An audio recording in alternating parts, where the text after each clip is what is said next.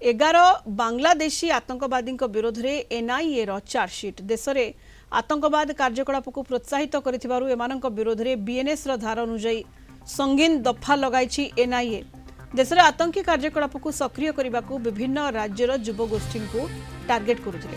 पश्चिमबंग आसाम और त्रिपुरार युवक मानक भ्रमित कर निजर आतंकी नेटवर्क वृद्धि करने को चेष्टा करुले। विशेषकर देश में धर्मांतरीकरण को प्रोत्साहित करने एंटी इंडिया प्रोपागांडा को गुरुत्व देउथिला এই गोष्ठी।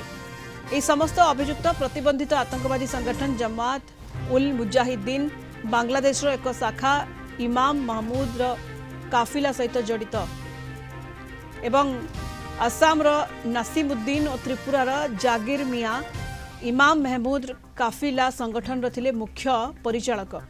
पूर्व आकाश नामक एक डिजिटल प्लेटफॉर्म जरिया से नुआ सदस्य नियुक्ति करुले।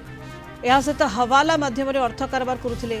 एनआईए से निकटरू अनेक डिजिटल डिवाइस एवं सशस्त्र हिंसा योजनार एकाधिक प्रमाण जबत करिछि।